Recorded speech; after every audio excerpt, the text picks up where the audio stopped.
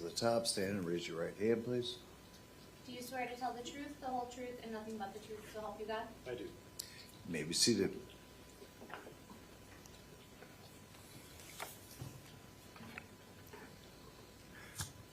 Can you please state and spell your first and last name? My first name is Gabriel, Gabriel. Last name is Legros, that's Legros. And I apologize for mispronouncing No it, problem. Legros. And it's Dr. Legros, correct? Correct. And how are you employed? I own a dental practice in Brookfield, Wisconsin. It's a 2-doctor office, so I'm self-employed. And how long, you are a dentist, correct? Correct. And how long have you been a dentist? Since 2019. And where did you receive your education? I received my undergraduate degree in biology from the University of Wisconsin-Madison, and then I received my dental degree from the University of Michigan. And did you, in anticipation of your testimony here, prepare a full curriculum vitae Yes. and submitted that to the state, correct? Yes. And you also prepared 2 separate reports, correct? Correct. And those have been reduced to a consolidated PowerPoint presentation, correct? Correct. And have you reviewed that presentation? I have. I'm going to show you what's been marked Exhibit 385A.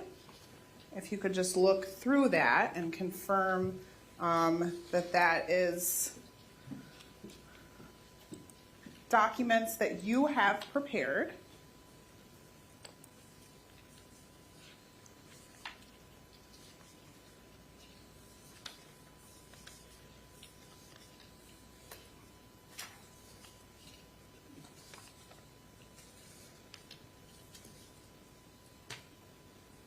Yes. And at this point, I would move 385 into evidence, which is the PowerPoint presentation, as well as 385A, which is the paper PowerPoint presentation, and permission to publish 385 to the jury. No Any objection? No, sir.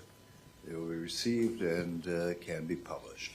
So I'm just going to go to the first page of that PowerPoint. And what are we looking at here? That is just my CV that details my educational background and work experience. And your CV is much longer than this one page, correct? Correct. And now, are you also what one would consider a forensic dentist? Yes. And what is forensic dentistry? Forensic dentistry is generally boils down to the identification of somebody via dental records. There are other circumstances where sometimes my expertise will be asked, but the vast majority of cases is me comparing antemortem dental records to postmortem dental records that I take myself personally.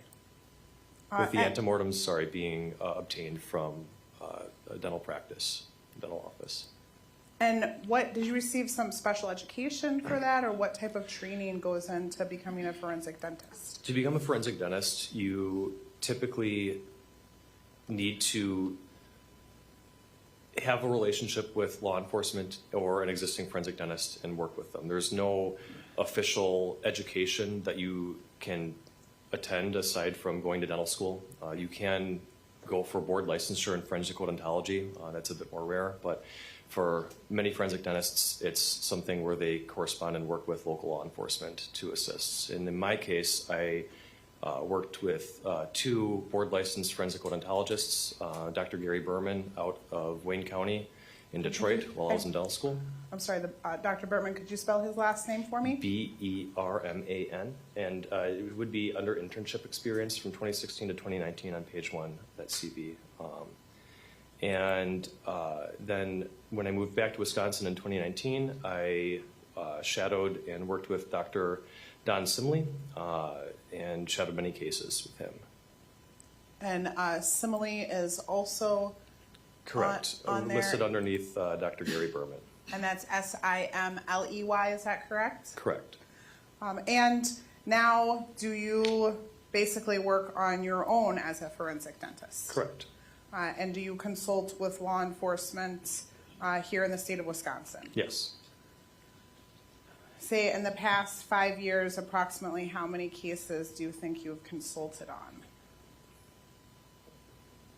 70, 80, maybe? And do you always have to testify? No. In fact, how many times have you testified? Counting this one? One. Yes. One? One. And why don't you always testify? What are the circumstances sometimes when you... Well, a lot of the cases that I'll identify are like a car fire, for example, or a house fire, or where someone passes away and there's no criminal case necessary. So I work on cases, someone drowns or someone passes away and they're no longer visually identifiable. So can you repeat your question? I want to make sure I answer that properly. How many times have you testified as a forensic dentist? This is the first time. Yeah. But you've consulted with law enforcement on many cases. Yes, and typically my correspondence is through the medical examiner a lot of times. So it's sometimes law enforcement will contact me, but a lot of times it'll be a medical examiner or a pathologist that'll reach out. And when you are asked to consult, do you sometimes go directly to the crime scene to do your consultation? Sometimes, yes. And then sometimes are you just sent the tooth or the full jaw if that is available? I promised my wife I would never do dental ID at our home, so I go to the medical examiner to do that. So typically remains are located at the medical examiner's office, and I will go to the medical examiner.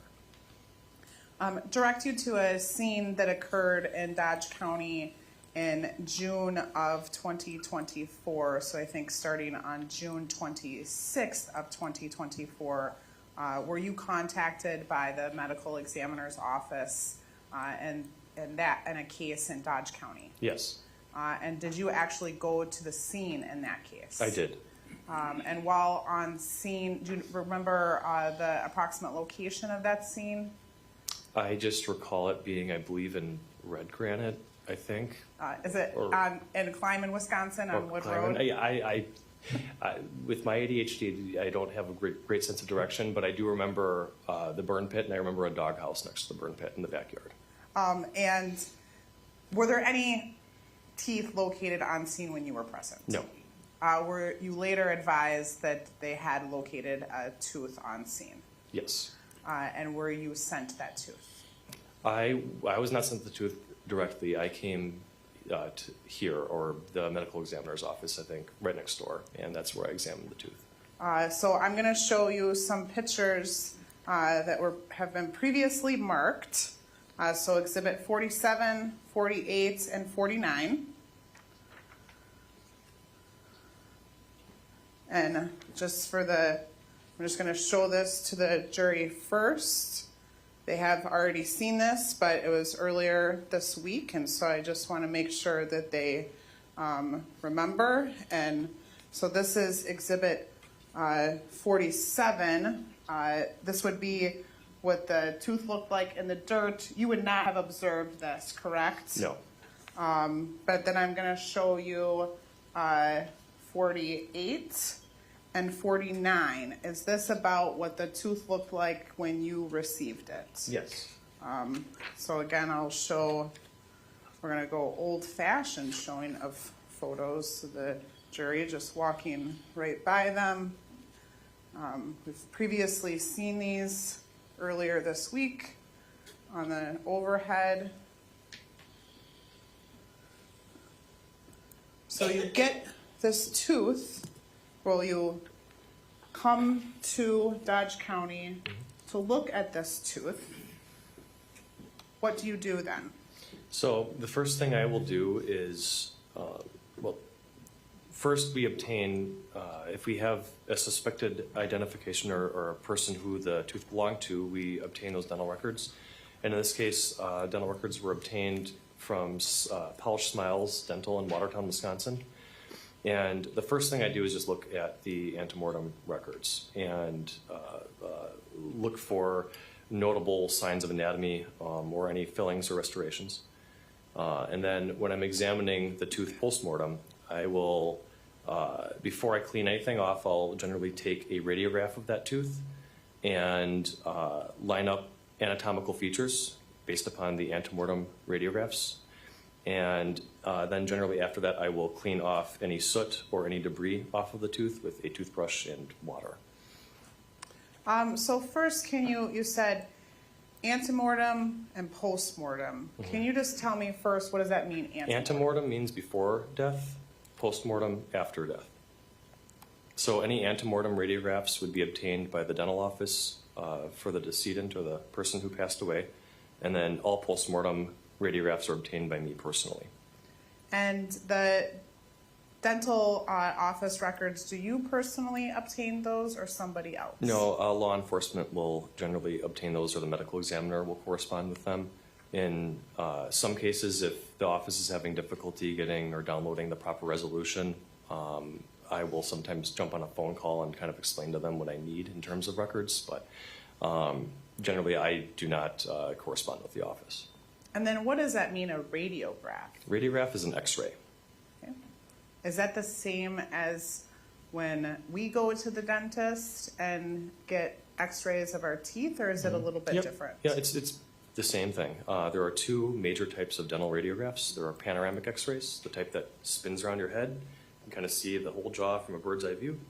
And then there are what we call intraoral x-rays, meaning the sensor is inside your mouth. You're biting down on that sensor, and that x-ray head is kind of going at you. So in this case, I only compared intraoral radiographs. And there are different types of intraoral radiographs. There are, for this case, periapical is what we call a PA, and that is a type of x-ray that shows the entirety of the tooth, the whole root.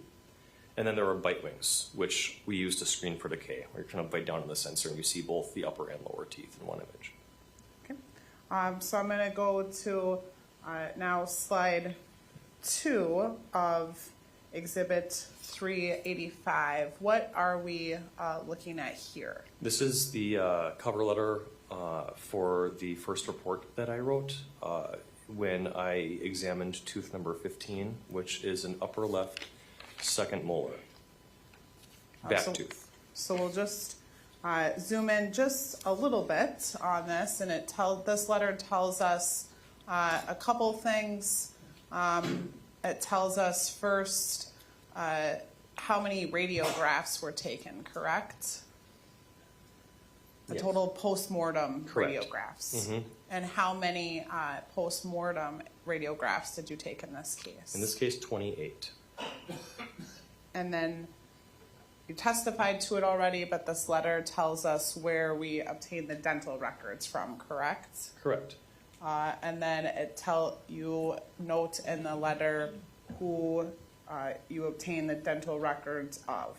So who our suspected victim is, basically, correct? Correct. And who was that suspected victim? The suspected victim was Gabriel Legros. And you confirmed her date of birth as well in this letter. Yeah, which is August 17th, 1986. Okay, and then how many total pre-death radiographs did you have from her dental office that you used to compare? You know, I would have to look. I only compared the relevant radiographs. Generally, when I get them, sometimes it'll be 4 bite wings sometimes. Most adults, when they go to the dentist, will have 2 x-rays on each side taken. In this case, the only tooth that I had to compare to was the upper left far back tooth.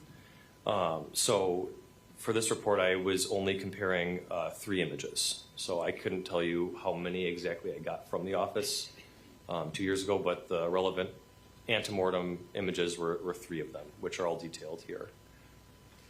Okay, so now going to the next slide. What are we looking at here? So this is an image of a periapical x-ray, or a PA is what we call it sometimes. That's the type of x-ray where you see the entirety of the tooth, the whole crown and the root. And the image on the left-hand side of the screen I think- where a little 15 is pointing, an arrow is pointing. Oh, yep, Would you have it your be laser helpful if I pointer did right this? there, so if you could just Okay, use. so this is tooth number 15, the upper left far back tooth. And just for the purposes of comparison, what I will do is I will crop and zoom in on the relevant tooth. So that's what this is up here. On the left-hand side are the antemortem images, meaning before death. On the right-hand side are the postmortem images, the ones that I took. Now, on the top and the bottom, these are the same images. The only difference is the top, I have drawn out the relevant areas of anatomic similarities. The bottom images are just so that anybody can kind of look and see without any obstruction on either image.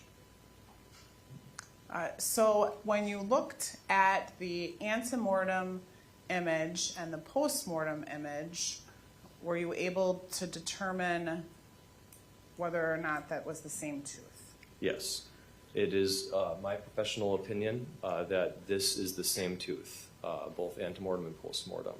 If you would like, I can talk through each dotted line. If you could, please, yes. Absolutely. And it's just so it's clear at the bottom of this page, you do talk about what each dotted line is, but yes, if you could just outline that. Correct. For each dotted line. Sure. Would it be helpful if we zoomed in on that a little bit more? Yes, please. So just the 4 images together if you scroll up. So the yellow dotted line indicates the buccal or cheek side roots. You have a mesial and distal buccal root. And I should also say the reason I took 28 radiographs and you don't see 28 radiographs on the report is because I take as many radiographs as I need to perfectly replicate the angulation that the antemortem before death x-ray was taken at so that I could theoretically superimpose the images over one another. And in this case, it just took me 28 tries to get the images that I needed. So the root anatomy, yellow dotted lines, that was very consistent. And then above that, the orange dotted lines detail the canal space for the cheek side roots, the distal buccal and mesiobuccal roots. The magenta or pink dotted line in the middle just outlines the pulp or the nerve of the tooth. And that is actually a pretty unique shape, so that was very consistent. The red circle and green circle both point out what we call incipient decay or decay that was just starting on either side of that tooth, so cavity. And then the blue dotted line is the topography of the cemento-enamel junction, which is just the junction between the 2 different minerals of the tooth. You got your enamel around the outside. If you were to strip all the enamel off of a tooth, what you're left with is something called dentin. And that junction between the dentin and the enamel, you can trace and track along, and that was also very consistent. So, and you said that this is tooth number 15 in the left upper. So what does that mean when we're thinking about our own jaw? Where is that tooth located? Your average adult human being will have 32 teeth. That's counting wisdom teeth. Wisdom teeth, so when I say far back upper left tooth, in Crystal's case, she did not have tooth number 16, which is a wisdom tooth. That tooth either never developed or was removed at some point in her life. So in this case, her far back upper left tooth is the one that we were looking at.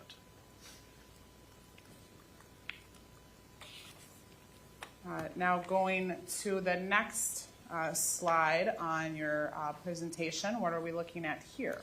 So this is very similar to the first page, but the image that I'm comparing to, the antemortem image was a bite wing rather than a periapical image, meaning that those x-rays were taken at a different angle, so different anatomy, or the tooth itself is skewed in different ways depending on the type of image you take. So in this bite wing, I just replicated that angle and lined up the anatomy as well. So walking through those dotted lines, the yellow dotted line just shows unique root anatomy that lined up. On the this side right here, this details a root concavity. That's what we call it, a little concavity on that side of the root. And you're just, so the record's clear, you're detailing the right outside portion of the Correct. tooth. Yep, just that part right there.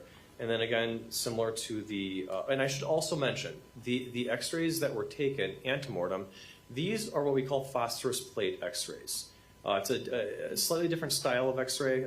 It was the technology that was in between traditional x-rays that you put up on a light box and what we have today now is digital sensors.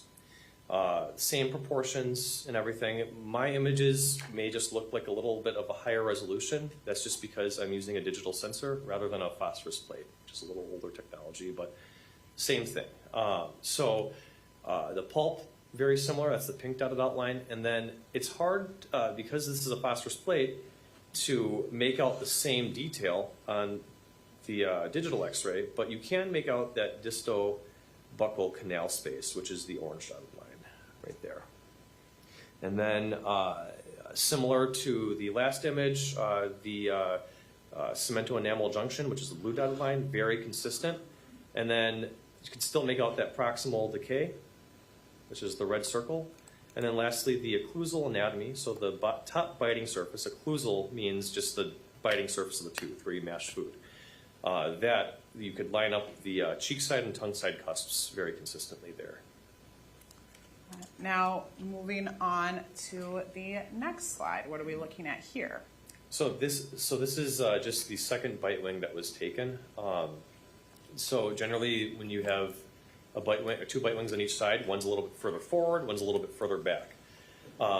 So even though half of tooth number 15 was obstructed on this X-ray, I was still able to line up and line up the anatomy sufficiently. So just for the sake of thoroughness, I wanted to, even though it may have been a little redundant, still wanted to show that from this angle, I was still able to replicate that anatomy. And in this case, I just highlighted the pulp, which is that pink dotted line, highlighted the mesial cusp on the occlusal anatomy, which is that white dotted line, and then just showed the decay, which is that red circle there. And does that conclude the images that you examined for that first tooth that you examined? You didn't receive, but you came to Dodge County to examine. Yes. Now, at some point in the investigation, were you contacted about a second tooth? Yes, I was. And then did you examine that second tooth? I did. And same thing, did you come here to Dodge County to examine that second tooth, or did you do something different? I just want to make sure that. So yeah, this was at the medical county, Juneau Medical, or the Dodge County Medical Examiner's Office in Juneau. Which is confusing because there's also a Juneau County in Wisconsin that maybe you have been to, correct? Yeah. So yes, it was at same location that I examined the first tooth. And do you remember approximately when you came to examine that second tooth? In November of 2024. For that tooth, were you on scene when it was located? No. Did you receive some just overview information that it was located, though, at that same Wood Road residence? Yes. And yesterday, I'm going to show the jury picture 228. Again, they did see this picture yesterday.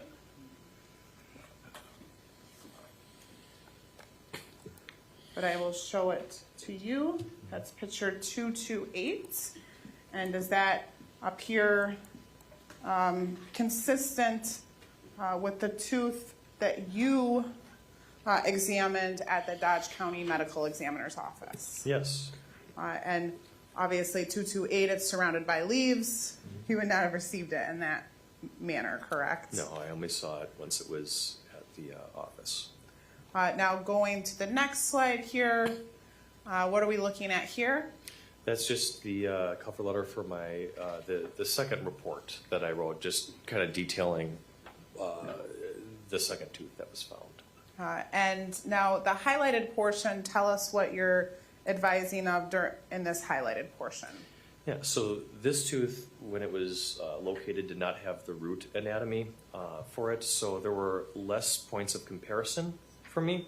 That being said, there were still enough points of anatomy on the remaining occlusal portion that was still existing where I was able to comfortably line up anatomical features from the antemortem radiographs. Did you use the same dental records that you had received from March of 2023 from the Watertown Polished Smiles. Polished Smiles Dental Clinic? Yes. And walk us through the process that you used for this second tooth that you received. Sure. Would it be helpful if we went to the next slide? Yes, it would be helpful. Okay. So coincidentally, this is tooth number 2, and that is the mirrored tooth to tooth number 15. So us human beings are symmetric creatures. So the anatomy for that tooth is just inverted. So comparing on this lower right here, this is tooth number 15, the first tooth that I evaluated. This is tooth number 2, the second tooth I looked at. And you can actually see, like this right here is the transverse groove. You can see that right here. So anatomically, tooth number 2 and 15 looked very, very similar, just inverted. And I took then just a cropped image of, this is the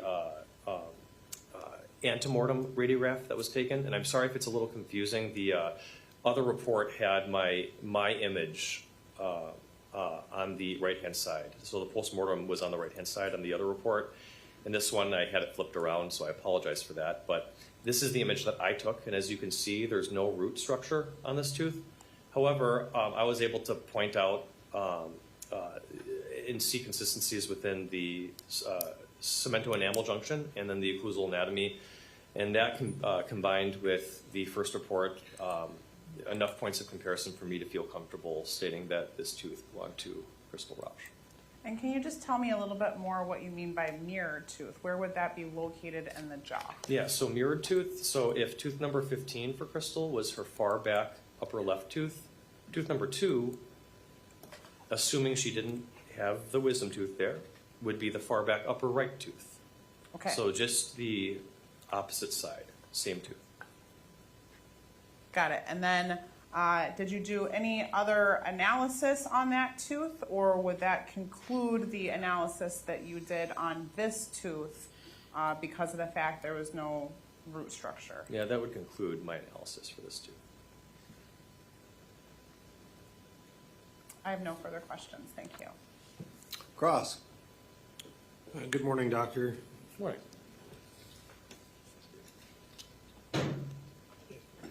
In your role as a forensic dentist, essentially you testified that your job is to examine the antemortem and postmortem radiographs, correct? Correct. And then the primary task that you're assigned to do is to see if you can make an identification of these teeth and hopefully connect it with an individual who is deceased. Correct. With the the only way I will definitively, positively ID somebody is if I'm personally the one taking the postmortem images. I don't trust any other operator for that. So if they want a definitive ID, I have to be the one taking those x-rays. Sure, but identification is the primary task that you're charged with. Correct. In your work, to do the identification, you're not equipped, or your expertise does not lie in manner of death. Correct. No other questions? Redirect. Nothing. Thank you. All right, doctor, thank you very much. You can sit down. Thank you. Can this witness be excused? Yes. You are excused. Thank you all very much. And our next witness will be via Zoom.